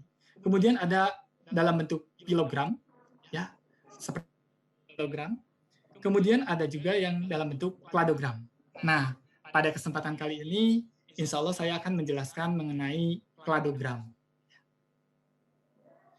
Nah, bagaimana langkah dalam menyusun kladogram itu sendiri? Sebelum menyusun kladogram, Bapak Ibu tidak bisa langsung begitu saja, tetapi ada tahap yang harus dilakukan. Sebelumnya yaitu Bapak Ibu harus membuat yang namanya penogram. Nah, penogram ini tadi sudah disebutkan, jadi bertujuan untuk hubungan kekerabatan antar spesies A dengan spesies B, misalkan. Nah, di sini, di kladogram ini, jadi sebelum ke kladogram harus membuat dulu yang namanya istilah penogram. Nah, bagaimana langkah membuat atau menyusun penogram itu? Yang pertama, Bapak Ibu harus menyeleksi organisme. Jadi kumpulkan dulu organisme mana yang akan dibandingkan dalam takson yang sama, ya. Misalkan yang berpotensi memiliki hubungan kekerabatan yang dekat, ya. Misalkan harimau, singa, ya, dengan kucing. Kira-kira mana yang lebih primitif dan mana yang lebih modern. Nah, itu. Kemudian setelah itu baru menentukan tingkat kesamaan. Menentukan tingkat kesamaan itu nanti akhirnya itu akan menghasilkan yang namanya perhitungan berupa koefisien kesamaan. Kemudian yang selanjutnya itu adalah menyusun matrik kesamaan. Jadi nanti buat matrik. Kemudian langkah selanjutnya yaitu membuat clustering. Dan langkah selanjutnya adalah merekonstruksi atau membuat yang namanya penogram. Nah, mohon bisa disimak ini 5 tahap dalam penogram tersebut ya. Nanti kita akan ke contoh. Ya. Nah, sementara bagaimana langkah dalam menyusun kladogram? Langkah kladogram ini bisa terbentuk kalau penogram sudah dilakukan. Nah, sama ya halnya dengan penogram. Di kladogram juga, di sini harus mengidentifikasi kesamaan-kesamaan atau homologi di antara makhluk hidup yang diamati. Kemudian yang kedua adalah menentukan kelompok in group atau makhluk hidup yang akan dianalisis. Seperti tadi misalkan spesiesnya mau A, B, C, D, misalkan diamati dulu, dikumpulkan dulu. Ya. Kemudian yang selanjutnya adalah yang ketiga, memilih satu jenis kelompok outgroup atau makhluk hidup yang memiliki ciri primitif. Dan ini diberi skor 0. Kemudian yang keempat, membuat tabel karakter dan menghitung jumlah perubahan evolusi serta diurutkan. Dan bikin tabel karakternya, kemudian mengurutkan spesies tersebut mulai dari perubahan evolusinya. Kemudian yang selanjutnya adalah membuat kladogram berdasarkan langkah keempat. Ya, setelah tabel karakter terbentuk, kemudian perubahan evolusinya sudah terlihat, nanti baru disusun ke kladogram.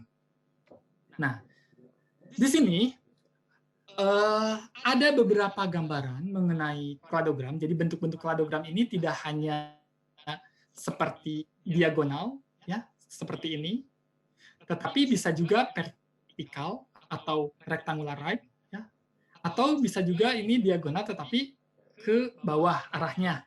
Dan ada juga yang bentuknya lingkaran, ya. Ini saya kutip dari Baum dan Smith tahun 2013, ya. Jadi tapi yang biasa umum dilakukan oleh kami ya khususnya biasanya dalam bentuk diagonal up ya seperti itu. Atau biasanya rectangular right. Dan menurut penelitian bahwa bentuk diagonal up itu yang diagonal ke atas itu lebih susah siswa itu belajarnya dibandingkan dengan yang rectangular right atau bentuknya vertikal, ya, gitu. Oke. Jadi nanti Bapak Ibu bisa mencoba untuk mengajarkan kladogram tersebut dalam bentuk ini vertikal ya. Atau misalkan kalau siswanya suka dengan diagonal, silahkan boleh seperti ini. Ya. Oke, kita lanjutkan. Nah, di sini bagaimana sih cara membaca pohon filogenetik atau kladogram itu sendiri ya? Di sini ada gambar seperti ini ya. Ini saya kutip dari Campbell tahun 2013. Di kladogram yang nampak di monitor ya, di sini ada yang namanya garis nenek moyang ya di sini. Ini merupakan root atau akar ya. Ini akar, kemudian yang ini adalah cabang ya, cabang. Kemudian ini adalah anak cabangnya. Dan titik-titik yang ini yang ada garis penunjuknya ini merupakan nodes atau titik ya. Nah, di sini di kladogram ini kalau yang takson G, spesies G, itu merupakan nenek moyang ya dari spesies yang ada dari A sampai dengan F. Sementara misalkan kalau takson A, B, C, D, E dan F itu masih merupakan takson memiliki nenek moyang yang sama di sini ya, di nodes ya. Dan nodes ini merupakan MRCA atau most recent common ancestor ya. Gitu. Nanti disebut. Dan kalau misalkan ini spesies A berkerabat dekat dengan B dan C, tetapi tidak lebih dekat karena beda genus. Genusnya berbeda. Kalau yang berkerabat dekat yaitu B dan C. B dan C itu lebih berkerabat dekat dibandingkan B dengan A. Seperti itu. Ya, okay. Baik, kita akan lanjutkan.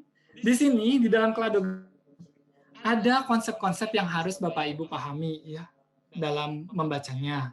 Di antaranya yaitu ada konsep monopiletik, polipiletik, parapiletik. Ya, di situ ada 3 konsep. Ya. Nah, kalau monopiletik ini, monopiletik itu nenek moyang organisme dan semua keturunannya. Jadi misalkan di sini ada dua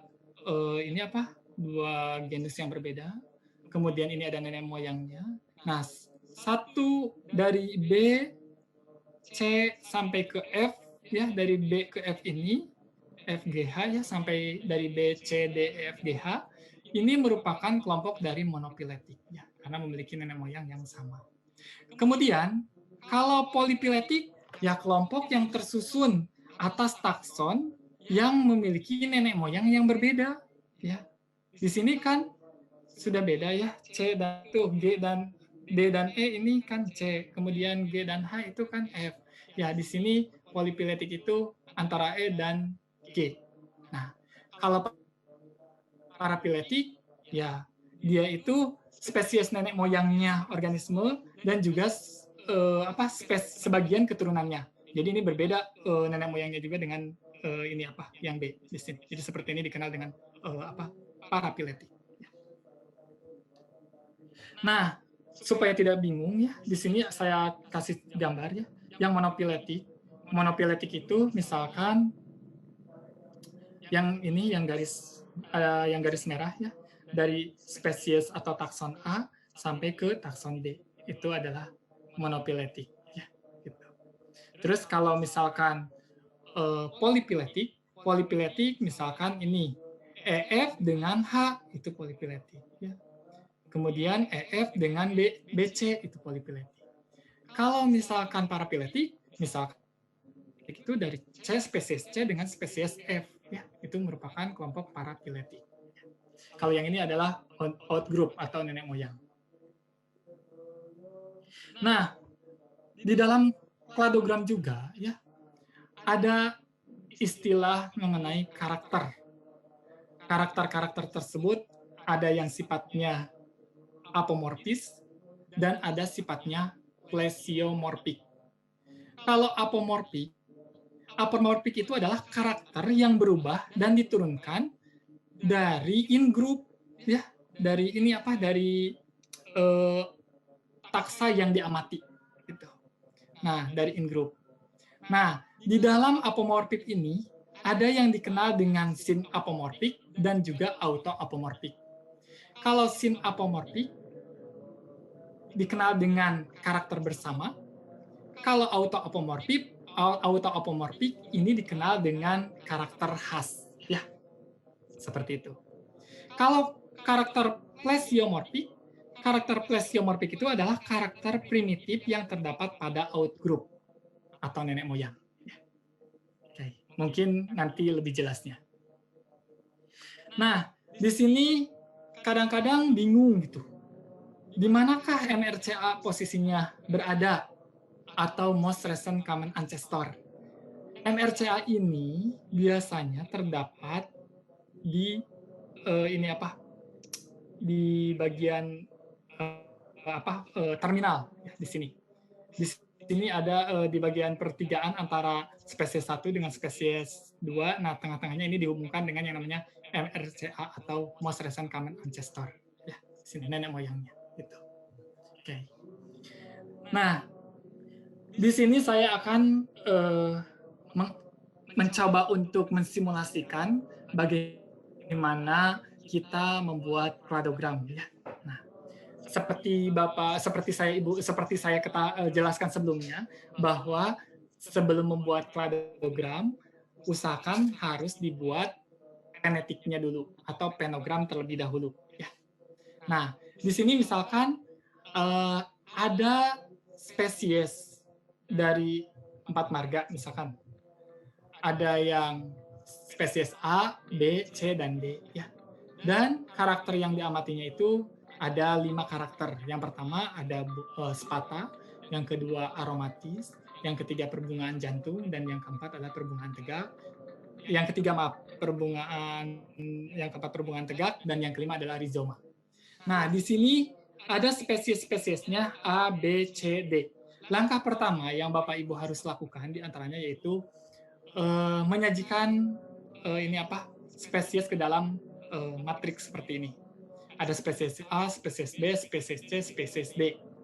Dan ini yang horizontalnya itu untuk karakternya. Misalkan karakternya Bapak Ibu tidak usah repot menuliskan spata aromatis, tapi cukup menggunakan angka saja. Misalkan ini 1 itu menunjukkan spata, 2 itu aromatis, 3 itu perbungaan jantung, 4 itu perbungaan tegak, dan 5 itu adalah rizoma. Nah, setelah Bapak Ibu menuliskan karakter dan juga spesies ke dalam matriks seperti ini, langkah selanjutnya adalah Bapak Ibu melakukan yang namanya observasi. Ya, jadi di sini juga di dalam kladogram perlu dituntut keterampilan observasi. Ya, seperti kita ketahui bahwa keterampilan observasi merupakan bagian atau salah satu bagian dari keterampilan proses sains. Nah, di sini di dalam observasi, Bapak Ibu harus mengamati misalkan organisme A apakah memiliki spata atau tidak. Nah, di sini kalau misalkan memiliki, maka cukup menuliskan angka 1, itu menunjukkan tandanya bahwa dia itu memiliki spata. Kalau misalkan spesies B juga memiliki, spesies C ternyata dia tidak memiliki spata, berarti dikasih skor 0. Artinya spesies ini tidak memiliki spata. Dan spesies D juga sama 0. Nah, untuk karakter yang kedua, aromatis. Spesies A ini memiliki aromatis, artinya harum. Spesies B juga, maaf, ini tidak harum, spesies A. Spesies B tidak harum juga. Spesies C harum. Spesies D harum juga. Nah, di sini maka perlu menuliskan angka 1 juga. Dan seterusnya ya, sampai ke 5 karakter tersebut terisi ya, dengan pengamatan yang nanti siswa-siswi Ibu lakukan. Oke. Nah, langkah membuat penetik ini atau penogram ini salah satunya yang pertama tadi ada 5 langkah ya. Kalau ini sudah disajikan oleh kita, maka siswa itu tidak perlu melakukan observasi lagi karena datanya sudah tersaji. Tapi kalau misalkan praktikum dan harus membutuhkan observasi, maka ini harus dikosongkan 1010-nya ya. Biarkan siswa mengelaborasi sendiri atau mengobservasi sendiri ya. Nanti karakter-karakter yang ditemukannya. Nah, langkah pertama yaitu menghitung koefisien kesamaan. Kita hitung koefisien kesamaan dulu. Misalkan koefisien AB. Koefisien AB ini kita bandingkan spesies A dengan spesies B. Spesies A misalkan ini sama kan ya, 11 sama, 00 sama, 10 ini berbeda ya. Berarti 00 sama 00 juga sama. Berarti ini 1, 2, 3, 4. Spesies kesamaan dari spesies AB, dia itu memiliki 4 yang sama dari 5 karakter yang dibandingkan. Artinya, berarti 4 per 5. Hasilnya adalah 0,8. Terus, kesamaan spesies AC, sebenarnya spesies AC juga, di sini misalkan A dengan C. A, C. A itu misalkan 1, C itu 0, berarti tidak sama. Jadi, ada berapa kira-kiranya? Ada 1, yang ini. 00 saja di karakter keempat. Berarti ini 1 per 5, artinya 0,2 ya koefisien kesamaannya. Terusnya. Nah, setelah koefisien kesamaan tersebut Bapak Ibu berhasil dirumuskan, maka langkah selanjutnya adalah menyusun yang namanya matriks kesamaan. Nah, matriks kesamaan tersebut, maka Bapak Ibu membentuk seperti ini. Ada misalkan membuat matriks lagi, tapi tidak ada karakternya. Ini ditampilkan ini spesies A, B, C, kemudian ke horizontalnya juga A, B, C, ke vertikalnya juga A, B, C, ya, A, B, C, D, maaf.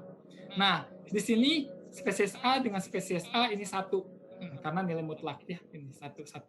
Nah, nanti hasil koefisien kesamaan yang Bapak Ibu sudah dirumuskan dimasukkan ke dalam tabel matriks seperti ini, matriks kesamaan. Misalkan AB, matriks kesamaannya 0,8, AC 0,2 ya di sini 0,2 ya. Dan selanjutnya. Langkah ketiga adalah membuat clustering. Clustering ini misalkan kita itu dengan melihat langkah kedua. Nah, di sini di langkah kedua mana kira-kira yang memiliki nilai koefisien kesamaan yang tertinggi? Ternyata di sini ada 2, yaitu spesies AB 0,8 dan juga spesies CD. Nah, untuk mengurutkannya supaya tidak bingung, karena di sini ada 2 nilai tertinggi yang sama, ya, maka kita urutkan dengan spesies yang terdekat dulu.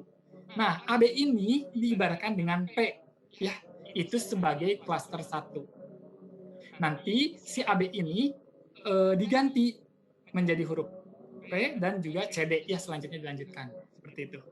Kemudian, kalau seandainya sudah tersusun seperti ini, maka nanti berapakah nilai koefisien dari kesamaan PC? Ya, 0,3. Ya. Nanti cara menghitungnya yaitu 0,2 ditambah dengan 0,4 ya dari sini.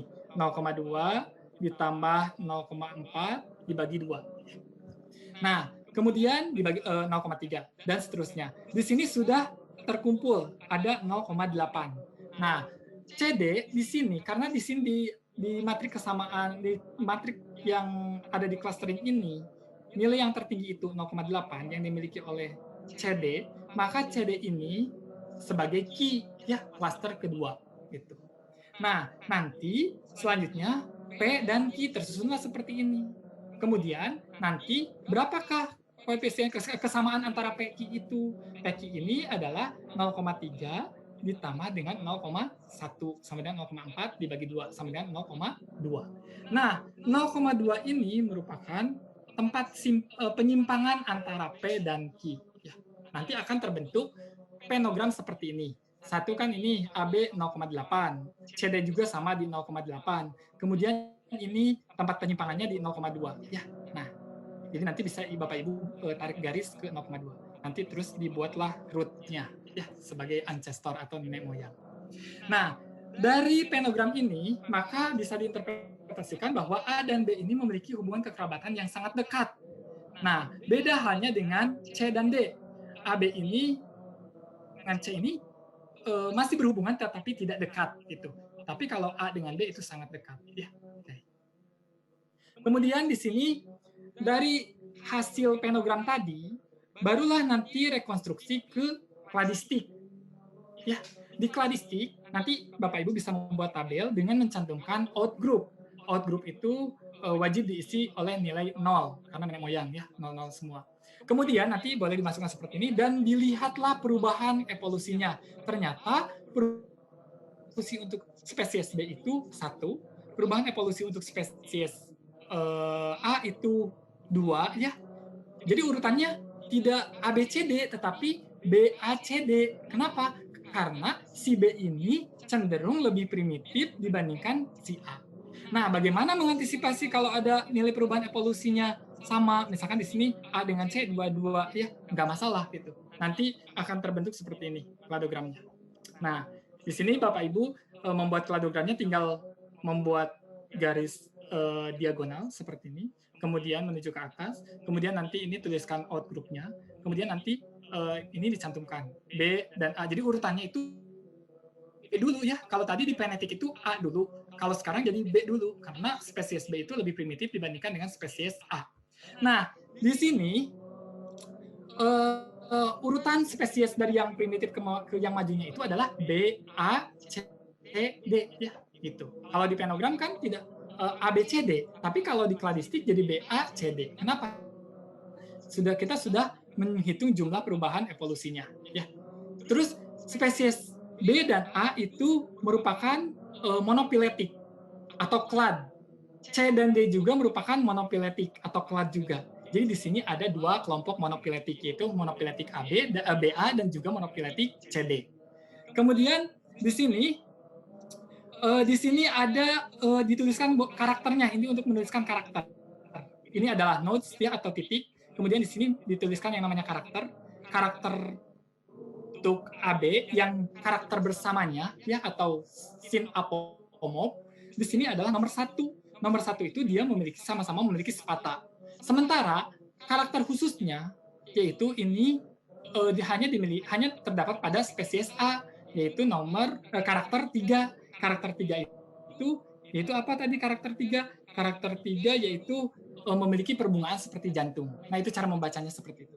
Jadi kalau yang ini yang 1 itu merupakan karakter bersama atau sin apomorf, kalau yang nomor 3 ini merupakan karakter khas atau auto apomorf. Nah, kalau misalkan ada pertanyaan, ada berapa clad di kladogram ini? Ada 2 clad yang ini atau monopiletik ya. Yaitu AB dan CD. Terus bagaimana ini apa? MRCA-nya. MRCA-nya itu ya dimulai dari ini.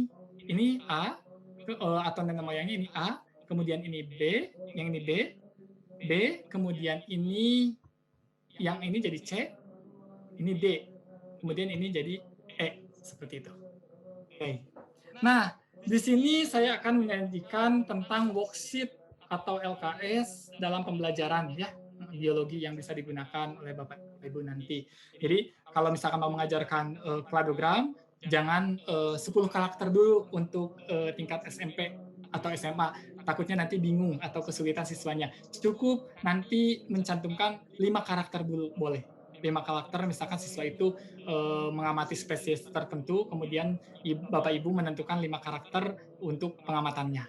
Kemudian nanti tentukan koefisiennya, kemudian tentukan klasternya, kemudian baru dibentuk penogram ya. Kemudian nanti baru dibentuk kladogram ya dengan mencantumkan perubahan jumlah evolusi. Dan nanti boleh ditanyakan ke siswanya apa itu monopiletik atau clad ya, apa itu parapiletik, apa itu MRCA ya, spesiesnya bagaimana spesies MRCA ya, nah sinapopnya bagaimana, autoapopnya apa gitu ya, seperti itu. Nah, di sini karena kladogram ini mirip pohon, jadi bisa memfasilitasi berpikir pohon. Nah, selain memfasilitasi berpikir pohon, kladogram juga bisa menuntut siswa untuk bernalar lebih baik gitu. Karena yang saya lakukan saat ini ya bisa mengembangkan yang namanya reasoning gitu ya. Nah, di sini ada yang dikenal dengan istilah kemampuan tree thinking. Kemampuan tree thinking itu apa? Kemampuan tree thinking itu adalah kemampuan siswa dalam memahami dan dengan menggunakan gambar pohon filogenetik atau kladogram untuk memudahkan siswa dalam memahami isi materi. Gitu ya. Nah, indikator dari tree thinking itu sendiri, ini menurut Novik dan Ketley tahun 2012 ya, ada mengidentifikasi karakter. Jadi nanti Bapak Ibu bisa menyajikan kladogram, kemudian siswa suruh mengidentifikasi karakter, kemudian mengidentifikasi atau karakter khasnya, kemudian memahami konsep clade atau monofiletik, ya, kemudian mengevaluasi konsep hubungan antara spesiesnya, ya, evolusinya, dan juga menggunakan bukti untuk mendukung mengenai hubungan nenek moyang di antara organisme tersebut. Ya. Nah, di sini misalkan contoh saya sajikan kladogram yang melatihkan kemampuan tree thinking. Misalkan di sini disajikan kladogram ya seperti ini. Nah, di sini misalkan siswanya kita siapkan pertanyaan untuk siswa. Ada berapa clade atau monofiletik yang terbentuk pada kladogram ini? Oh, yang jelas di sini kan Bapak Ibu tadi sudah tahu ya, ada dua, yaitu clade AB dan clade CD. Tentukan karakter bersama atau sinapomorfnya. Nah, sinapomorf untuk AB yaitu apa? 1 dan 5, karakter 1 dan 5. Sinapomorf untuk spesies AB ya gitu. Kemudian tentukan karakter khasnya dari setiap organisme ini. Nah, ini bisa ya karakter untuk spesies, karakter khas atau autoapomorf untuk spesies A, ini karakter nomor 6 yaitu sesil ya. Nah, di sini karakter yang spesies karakter khas B yaitu nomor 4 yaitu simetrinya radial seperti itu. Dan seperti ini ya, bisa dilihat. Nah, mungkin itu yang bisa saya sampaikan mengenai kladogram dan implementasinya pada saat pembelajaran. Baik, saya ucapkan terima kasih. Mohon maaf apabila terdapat banyak kekurangan. Mangga Pak Setiono, silakan. Turnuhun Pak. Terima kasih Pak A.A. Juhanda yang telah menyampaikan, memaparkan materi terkait dengan kladogram sebagai sebuah media pembelajaran. Luar biasa Pak A materinya, ya, menginspirasi banyak hal yang baru di sini yang bisa Bapak dan Ibu nanti implementasikan di dalam kegiatan pembelajaran. Oke Bapak dan Ibu, ya, materi ini penting tentunya dipahami karena di dalam standar isi ya, mata pelajaran biologi kurikulum 2013 ini menjadi salah satu kompetensi ya, kompetensi yang harus diajarkan, dibekalkan kepada peserta didik. Jadi pada kesempatan hari ini Pak A menyampaikan ini ya dalam rangka untuk memberikan pengetahuan, ya, pencerahan dan wawasan ya terkait dengan bagaimana mengembangkan sebuah kladogram dan juga implementasinya. Karena tadi Pak A sudah menjelaskan juga bahwa ini bisa melatihkan berbagai bentuk kemampuan yang lain, diantaranya tadi berpikir pohon, ya, nalar yang dibutuhkan pada saat ini dan juga kemampuan-kemampuan yang lain seperti KPS dan lain sebagainya. Oke Bapak dan Ibu, ya, untuk mempertajam, memperluas diskusi kita hari ini, untuk selanjutnya mungkin saya akan buka sesi tanya jawab kepada tim yang menyiapkan pertanyaan. Bisa ditampilkan? Sudah Pak Setiono. Sudah. Oke. Mangga Pak, langsung saja mungkin Pak ya, biar lebih cepat langsung. Mangga. Terima kasih Pak. Ya. Oke, untuk pertanyaan pertama ya, mengenai tentang kladogram, bagaimana cara yang paling mudah untuk menjelaskan kladogram ya, dan UPGMA ya. Nah, di sini kladogram ini ya cara yang paling mudah itu yang membiasakan di sekolah tersebut ya, gurunya itu harus memahami cara membuat kladogram, kemudian melatihkan ke siswa gitu. Mau tidak mau ini harus dilatihkan karena sudah menjadi tuntutan dalam kompetensi ya, terutama di kurikulum 13. Nah, mulainya dengan bagaimana? Ya dengan yang paling mudah, misalkan yang paling sederhana dulu. Misalkan kita meminta siswa untuk mengamati seperti tadi saya katakan, bandingkan antara spesies kucing misalkan dengan spesies anjing, misalkan dengan spesies misalkan harimau. Nah, kemudian nanti Bapak Ibu bisa menentukan yang namanya karakternya, karakter yang diamatinya apa. Jangan banyak-banyak, kalau tadi saya menampilkan 10 karakter, kalau ini cukup menampilkan 5 karakter saja. Misalkan dia sama-sama misalkan memiliki rambut misalkan, karena kan sama-sama merupakan mamalia. Kemudian kakinya misalkan. Usahakan nanti ada karakter yang beda di antara spesies tersebut gitu. Nah, disitulah dituntut kelihayan dari Bapak Ibu untuk melatih, mengasah, menentukan karakter spesies yang khas dari spesies A, B, C itu apa gitu. Supaya nanti terlihat gitu hubungan kekerabatannya jelas antara spesies A, B, C tersebut gitu ya. Nah, pernahkah ada pertanyaan tentang pohon filogenetik di ajang-ajang olimpiade? Pernah, Bapak Ibu. Tetapi sayangnya di sekolah guru-guru tidak mengajarkan gitu. Belum mengenalkan mengenai kladogram ini. Padahal kladogram ini sudah ada sejak lama gitu ya. Nah, itu. Karena kan merupakan klasifikasi yang menggunakan sistem filogenetik atau hubungan kekerabatan. Terus bagaimana membedakan monofiletik, parafiletik, dan polifiletik? Kalau monofiletik, parafiletik, dan polifiletik nih, saya maaf ke yang ini ya. Maaf dulu, saya share lagi ke yang tadi. Oke.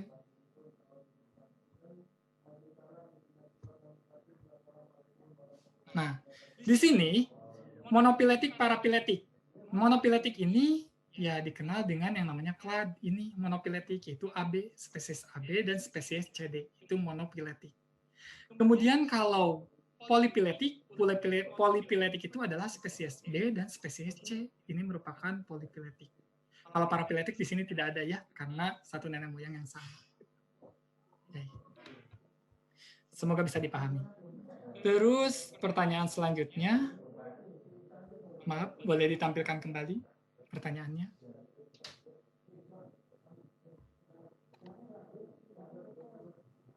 Maaf, panitia, boleh ditampilkan kembali pertanyaannya? Oke, terima kasih. Nah, terus yang ketiga, apakah kladogram dan metodenya itu bisa digunakan untuk tema atau topik materi biologi yang lain, misalkan materi zat atau genetik atau virus atau bakteri?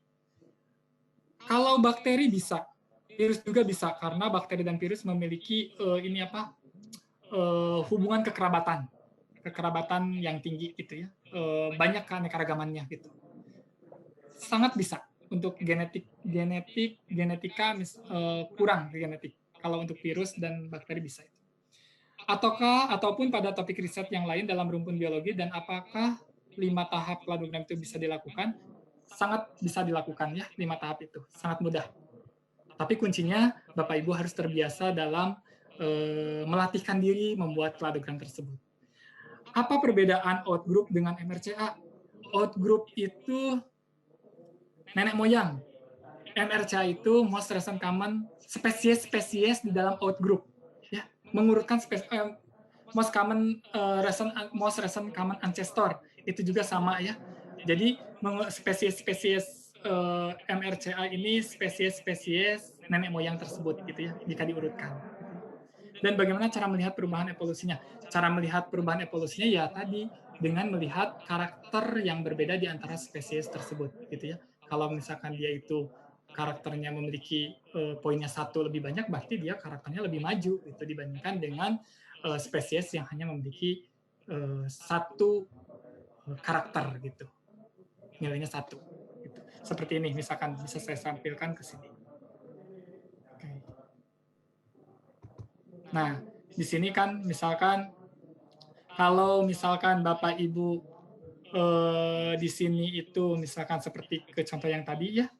Karena kan di sini di contoh itu spesies A kan hanya memiliki 1 karakter saja, yaitu spata gitu ya. Dibandingkan dengan spesies A itu spata dan karakter yang nomor 3 perbungaan jantung. Sedangkan spesies B itu spata saja. Jadi dari pengamatan atau observasi yang dilakukan juga bisa terlihat gitu. Kalau misalkan dia memiliki, berarti lebih banyak memiliki, berarti lebih modern. Tapi kalau misalkan lebih banyak tidak punyanya atau nilai nolnya di sini, maka itu bisa disimpulkan karakter tersebut masih primitif. Gitu. Kata kuncinya adalah Bapak Ibu harus bisa menyusun yang namanya karakter-karakter untuk membedakan antara ke spesies tersebut gitu, di antara spesies tersebut. Mungkin itu Pak Setiono, mangga.